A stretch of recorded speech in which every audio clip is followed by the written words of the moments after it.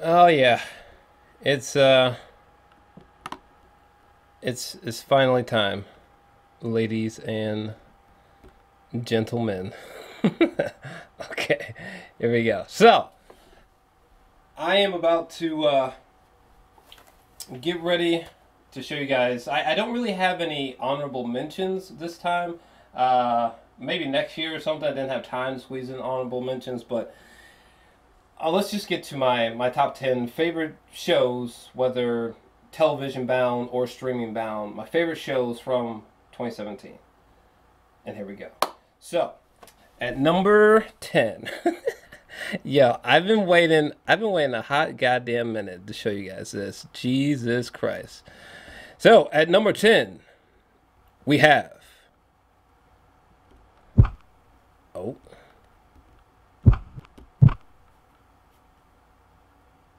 this is number 10.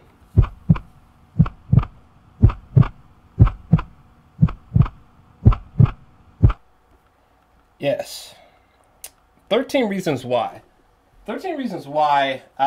Some of you guys might be shocked that this made the list, but it's funny. Originally, it was going to be Ozarks, which was going to be number 10, but I gave 13 Reasons Why a 8 out of 10. And for those of you who've been living underneath a rock, 13 Reasons Why, it takes place in modern times in a high school, and there was a female character who has killed herself.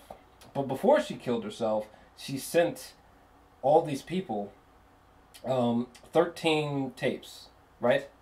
Individual tapes to these people, unbeknownst to them, right? And these tapes are like cassette tapes that each character has to listen to or else, right? Which I can't really give away.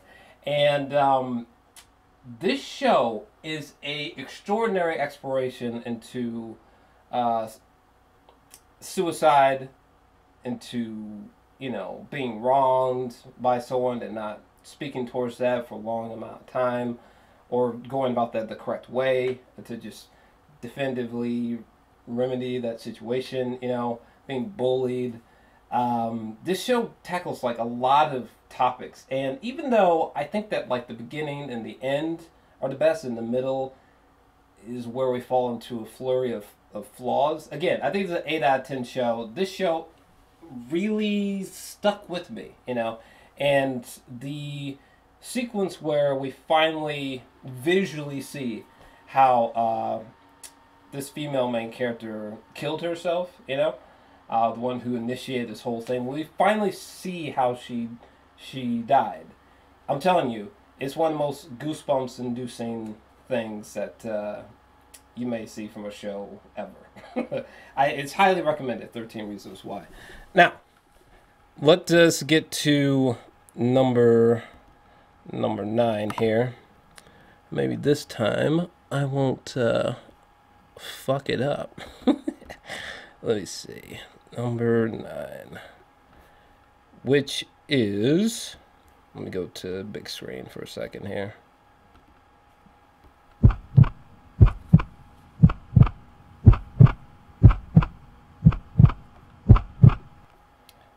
Fuck yeah. Punisher, come on, dog. Come on.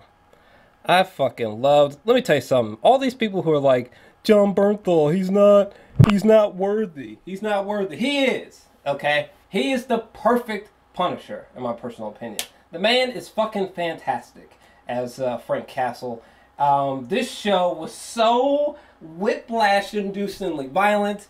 It was unexpectedly emotional. There's certain episodes like the finale or like the premiere. The premiere is perfect. Okay, I never knew that like I needed a bearded Frank Castle in my life, but it's definitely appreciated because God, this show it just I gave it like a 9 out of 10. There's a few reasons for that, but like for example, I think that I had the same problem with 13 Reasons Why actually, but I think that this season would have benefited from being shorter, in my opinion. Same thing with 13 Reasons Why. I think if both were like 8 episodes each only, I think they would just been a little bit smoother, just a little bit tighter, in my personal opinion. But beyond that, I had a blast with this show. Okay, it was a bloody good time. quite literally. All right, and I love John Bernthal as fucking the Punisher. The man he is perfect. All right, he's perfect. And now, so that's number 9. Let's get to number 8, which is, man, let me tell you something. Binge watching shows consistently like I have been just to make this list is not recommended. But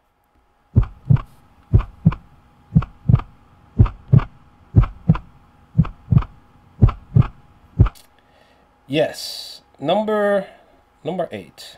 My goodness. I wasn't really sure what was going to happen because the way that they sort of did the marketing for Black Mirror, it was very interesting because like they did this thing through Netflix's social medias where they would like release a trailer to one episode, no release date. Then the next day, release a trailer to another episode, no release date, and they just kept doing that. And like me and other Black Mirror fans, we were just like, oh my god, where is it?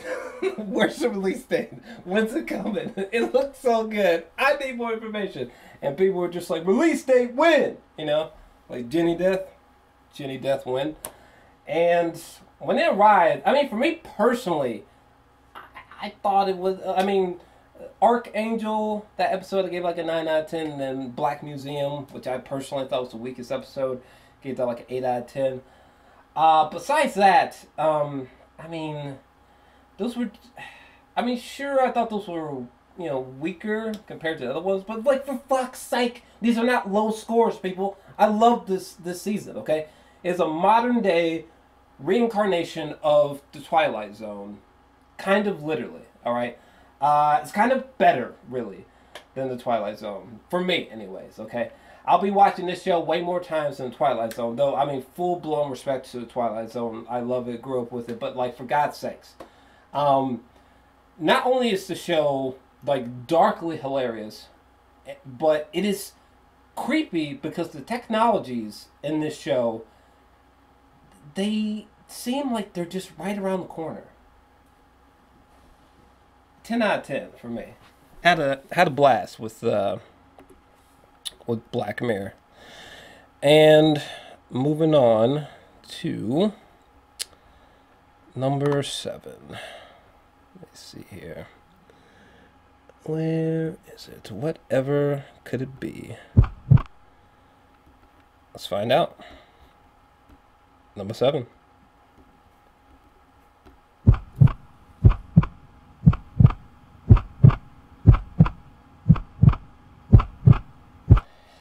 Yes, the Sinner.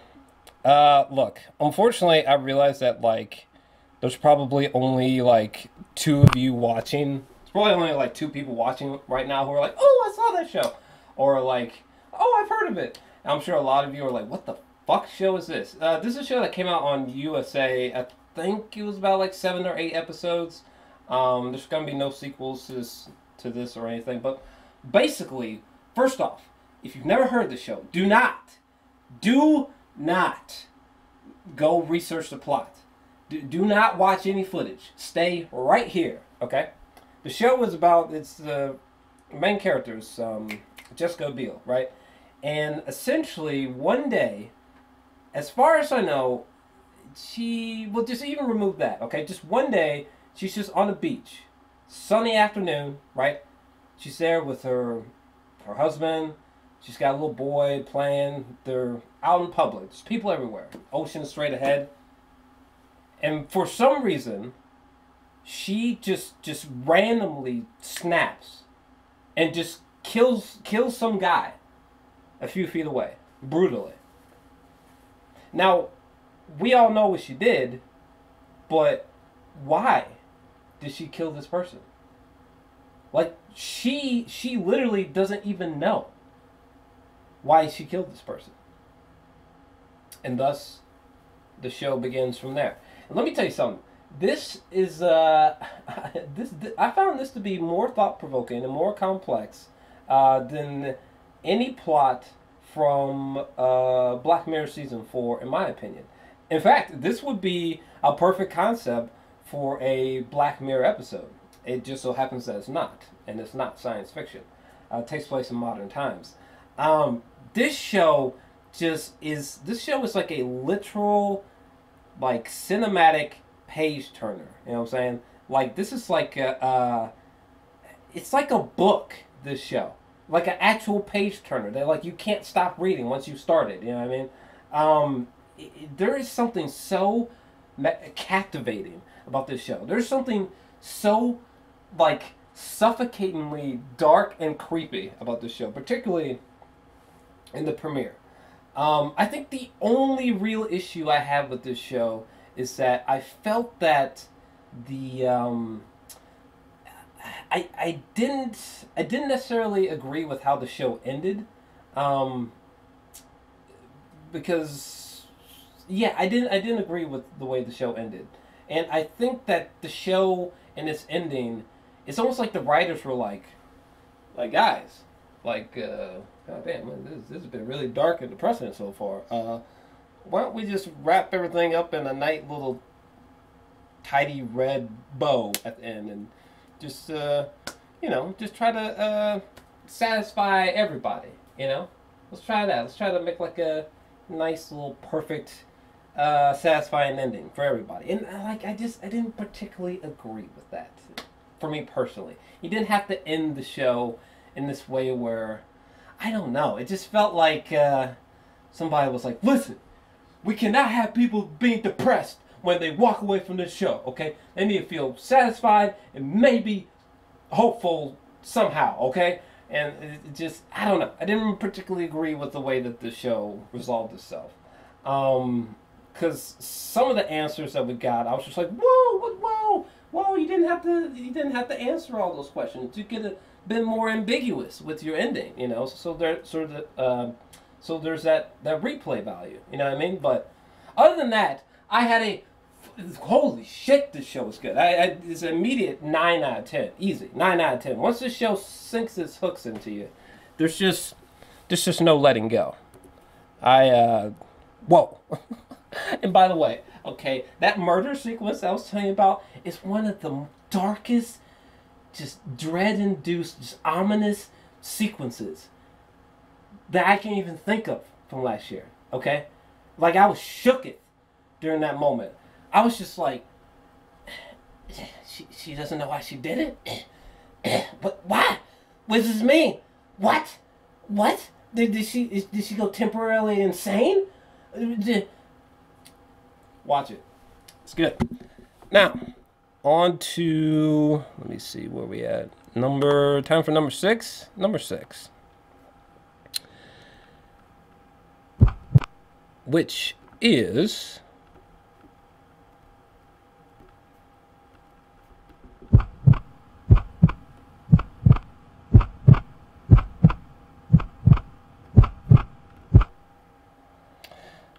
Listen, God damn it! Listen, it's perfect. Okay, think about what I'm saying. It's perfect. Okay, I watched season 1 and 2 in just the span of just mere days recently. Okay, season 1 is a 10 out of 10, right? Season 2 is a 10 out of 10. Okay, just like that. It's a 10 out of 10. It's perfect, right? I was a little bit concerned with season 2 because, like, the first 2 episodes, I was like, this is great, but not as great as first 2 episodes of season 1. So I was like,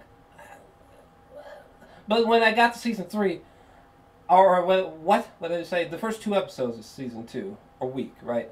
Well, compared to season 1, right? Well, after the first 2 episodes of season 2, when I got to the 3rd episode in season 2, right?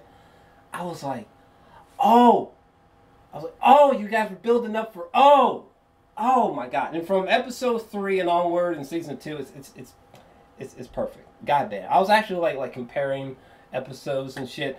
Both seasons are 10 out of 10. Every frame is just perfect. The cinematography is gorgeous and it's exquisite. It's literally, the show is like going back in time, okay? And don't give me your list of inaccuracies with the show. Fuck. It's like a 10-hour long movie, okay?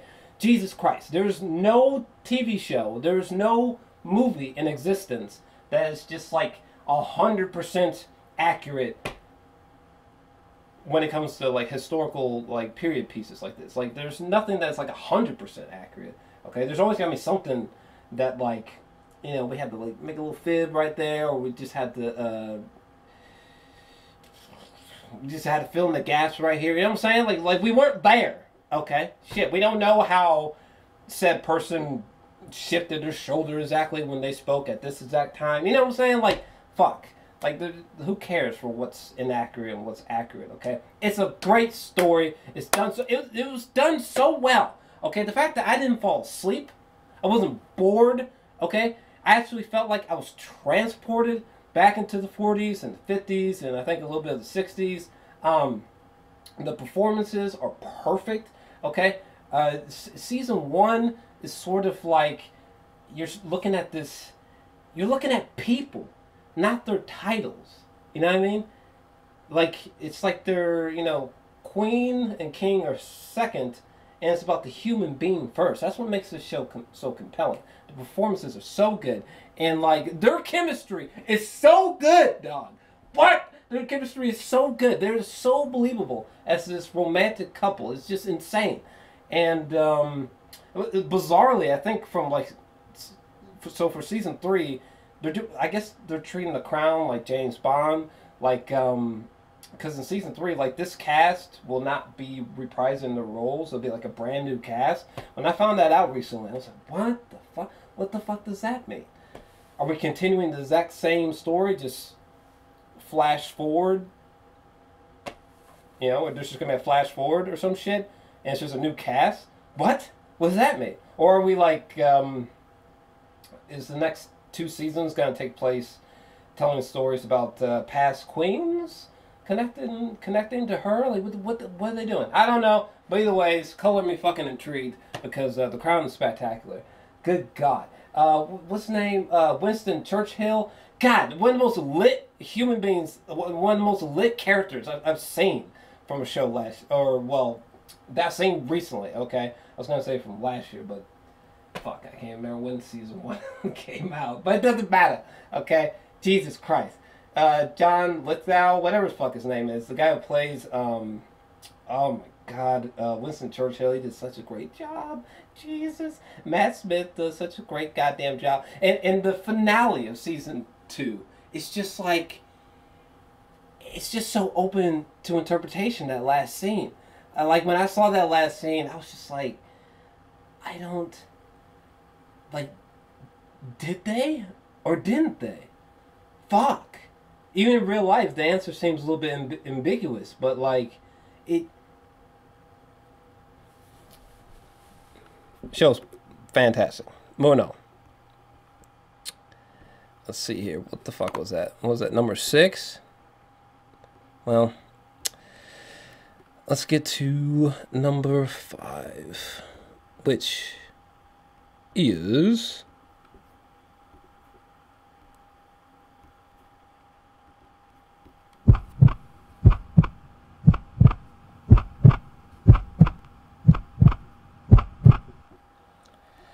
now. Some of you might be sitting there scratching your heads, thinking to yourself, "What the hell is that?" This is called The Leftovers. Unfortunately, it's only like me and like 2 other people on the planet that watch this fucking show. But I watched season 1 and 2 last year, and then I watched season 3 in real time as it aired. And let me tell you something, man. Simply put, The Leftovers is about, I can't remember what it was. I think it was like 2% of the world's population or something like that disappears from the earth all around the world. Randomly selected people just disappear. And they're just gone. And they never come back. And no one knows why or what the fuck happened. Did something scientific happen? Like, was this religious? Is this like the Revelations? Where? And it's weird because, like, it's not like so many people disappeared that it's like an apocalyptic event, you know. It's just like a few million people that disappeared from around the world. But it's like, why? You know, it's not like the world is like a Walking Dead situation. The world goes on as normal, but it's like, where did those people go? You know, and the way that that question like affects people is so emotionally powerful, and what that event does to the world going forward is insane. And these are obviously the two main characters right here, but oh my god, this show is a complete and utter mind fuck. This might sound like a spoiler, but trust me, if you want to watch the show, it's not. So once you finish season 1, and you're like, they didn't tell me why those people disappeared. What the fuck? Are they not? Are they? Is the show? Is the show never going to answer the question of why they disappeared? What the fuck? Why did they do that? But then as you begin to watch the show, you begin to realize that, goddamn, you know what? The reason why they disappeared, that's not even the most interesting question anymore. I have a whole list of other questions that are more interesting than why did these millions of people disappear for no reason? Okay? What are those questions? Look, you need to watch this show. It's so goddamn good. Every episode is equivalent to Darren Aronofsky's Mother. Okay? I mean, this show is a complete mindfuck. There is so much open to interpretation. It is insane. This show is so cryptic. It is so hilarious. Bizarrely hilarious at times. And the acting is superb. Justin Theroux and chick who plays Nora. I mean, my God. They are so good in this show.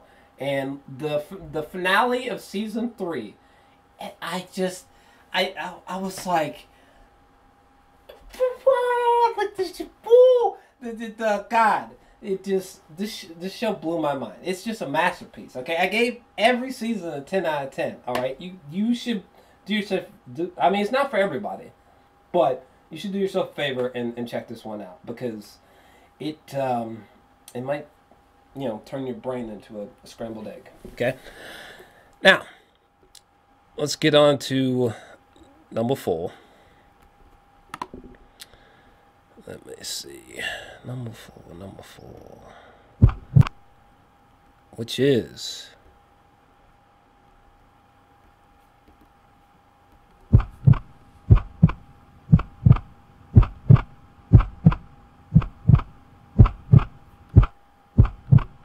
yeah, I think this one's pretty self-explanatory for the most part. I mean, come on now. I mean, it just it was like, it just took everything that I loved from the first season and just made it better. You know, it just took everything that I loved from the first season and just went deeper. You know, philosophically, emotionally, epic scale wise, the acting. Millie Bobby Brown and what was old dude's name? Plays Will, Noah Schnapp or some shit. They're just huge standout performances. The new characters, my boy Sean Austin, the new female character, the little girl, and her brother. I mean, this show, it was just a perfect return. It was just like a home run, like a swish. Okay, the ending of episode 1, when you see a certain character return, just out of nowhere, right? And like in the song that plays, I think the song is called 815. Oh God, what? Who? What person out there like watched that scene and like just their heart was not warmed? Okay, who is this person? Okay, because you just need to just go piss off somewhere. Okay, if you didn't have a heartwarming moment, if you didn't get goosebumps like I did, maybe you shouldn't. Maybe you should just not even continue season 2, because I just thought season 2 was perfect. I don't understand. It was a 10 out of 10 for season 1 and a 10 out of 10 for season 2 for me. The soundtrack is amazing. I just love it. Okay, I would eat it if I could. I just thought it was perfect. Jesus. And let me see here. Number Are we on number 3 now? Number 3. Which is none other than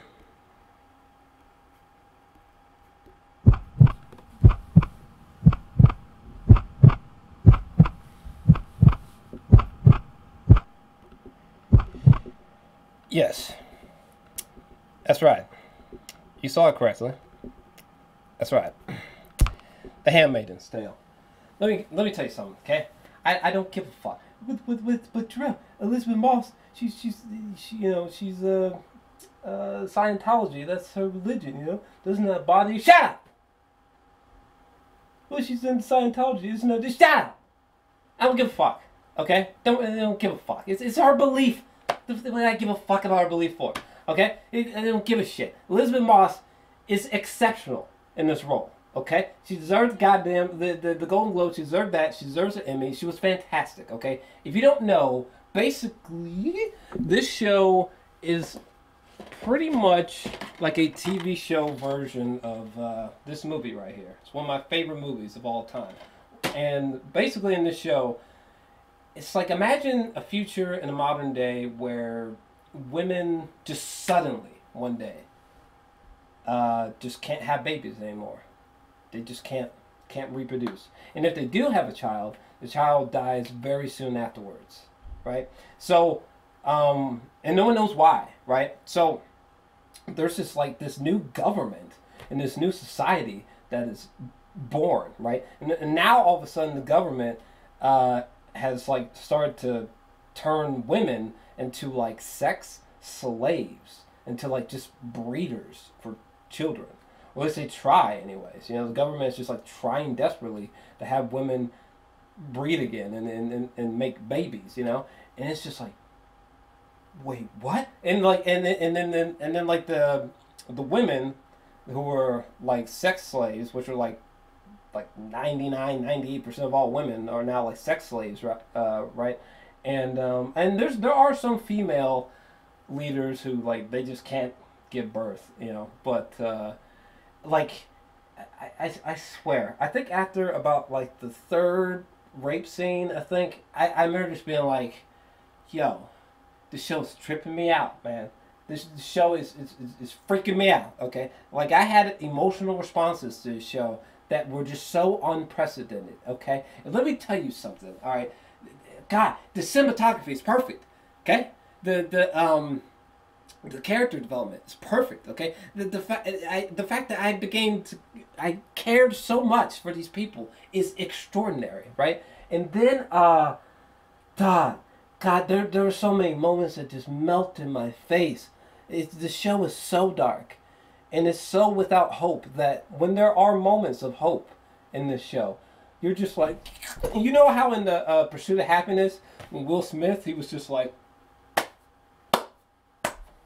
every time there was a glimmer of hope in the show, that's exactly how it was. I was like, yes, someone saved these women. Someone saved these motherfucking women. When season 2 comes out, I'm going to be like literally on the edge of my seat with probably wearing this gown and with a shotgun in my hand, okay? Because someone needs to save these goddamn women, all right? Seriously, I mean, if I lived in this future, I'd be like, listen, man.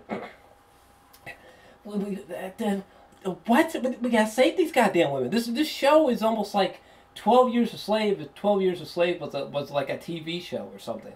And it was that ferocious every episode. It was that dark every episode. It's just, oh my God. We gotta save these goddamn women. There was one scene in the finale, right? Obviously, I'm not gonna give it away, but like there's a scene where the theme song comes on, and the theme song is so good. But when the theme song comes on, right, it's so brooding and atmospheric and dark. The theme song is called "Chased" by Adam Taylor, right? There's a scene in the finale where that song comes on, and the women are asked to do something together. Let me tell you something. When that scene happened, I was like, look, show, listen. I have a weak heart. Okay, don't do that. Okay, you proved that you're dark. You proved that this is unpredictable storytelling. Okay, at least for me, I didn't read the goddamn book. Okay, I didn't look at it. But I was just like, no, don't do that. Don't do that. Don't do that. Why would you do that? Don't you dare. Dude, I was like literally talking to the screen. That's how powerful this show is. Highly recommended. It just blew my mind. I'm gonna have to do a review about that soon, but Lord have mercy, that show had me shook, boy. What? God, I almost lost. The show was so good, I lost track of what number we're on. We're on number 3. All right, let's get to number 2, which is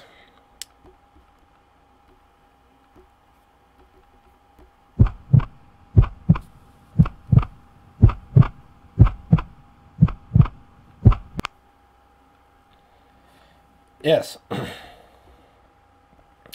that's right. Number 2.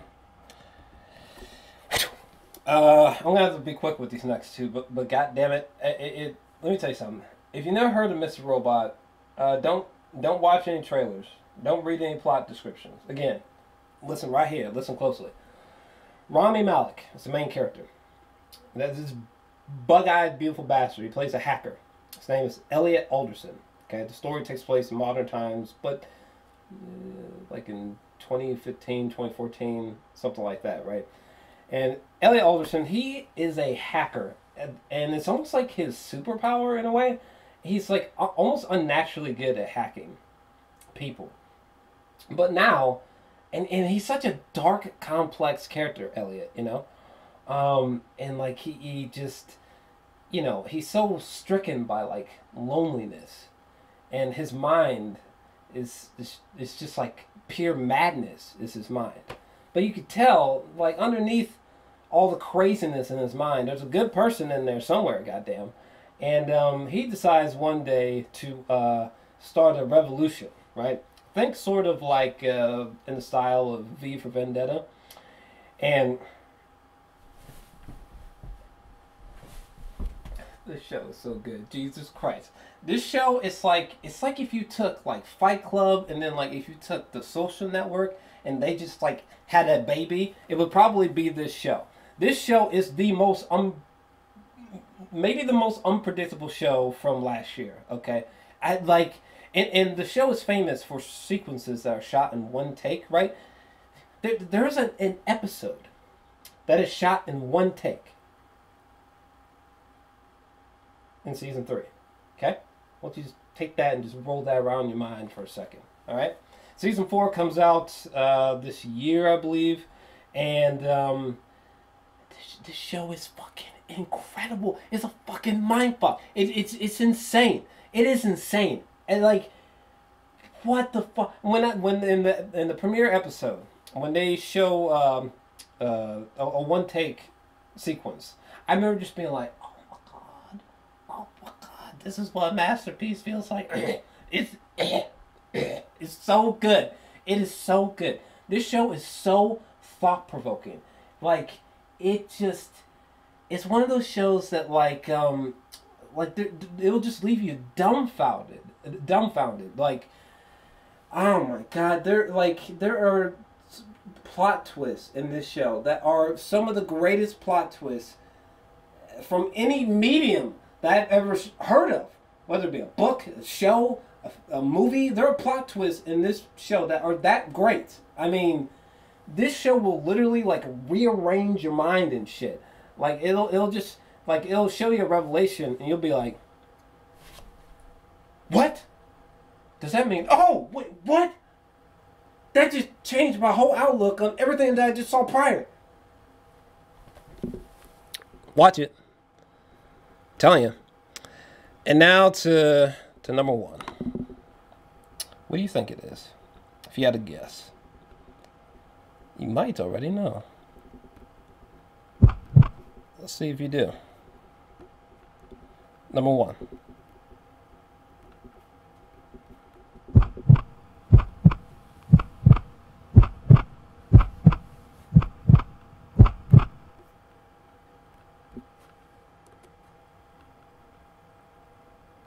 I can already hear people right now. But drill all the plot holes. Shut up.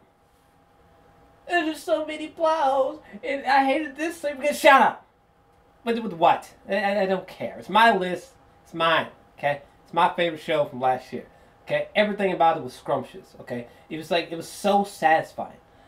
God damn, it was so satisfying. It was just like overwhelmingly satisfying. Not only did we get so many like just earth shattering answers, but at the same time it poses so many like just light your ass on fire and run around the room screaming, "Oh my God!" Questions. I have so many questions for this final season that's coming up. Okay, Game of Thrones is like just like modern day Lord of the Rings. All right, it's just constantly just so spectacular and just so visually astonishing. There's always superb performances. There's so many just gem surprises. Some of these action sequences, for real, like it just, God, this is the only show that like, there were so many episodes where like when the credits came, I was just like, oh, I was like, oh man, I can breathe. I can breathe. Oh shit. Holy shit. Did y'all see that? Did y'all know that we're witnessing one of the greatest shows of all time coming to an end? Did y'all realize that? Did y'all know this? So good. Season 7. I loved it. Okay? I don't know. For some reason last year, there's just a lot of divisiveness. Damn it. Did I say it right? I don't give a damn. Okay? There's so many like people just mixed reactions to really popular shit. You know, Last Jedi, this, Mother, just, I don't know. I mean, I understand where people are coming from when they bring me like literal book long pages of notes that they wrote detailing the plot holes in season 7, but most of them I've spoken to, most of them are just like really, I mean, some of them like, all right, fair enough, I view the plot hole that you're talking about way differently, but all right, interesting perspective. But no, I love this show. It's a 10 out of 10. This season's a 10 out of 10. Damn near wet myself. Okay, that last sequence at the wall in the finale. Shit. And then they're saying like each episode might be 90 minutes. The next season. God. Shit. What if so and so dies? You know what I'm saying? God. Or what if so and so gets the throne? You know? Shit. What if they just say fucking they just blow that goddamn throne up? Just blow the fucking throne to smithereens. Suffice to say, I loved it. Now, I gotta go work. Okay. Gotta get the fuck out of here. But what about you? Okay, what was your favorite show or shows from last year? Let me know your thoughts. Okay, the niggas gotta go. Okay, I gotta go work. All right. I love you too. Okay, if you hate me, well, shit. You already know I hate you as well. Peace.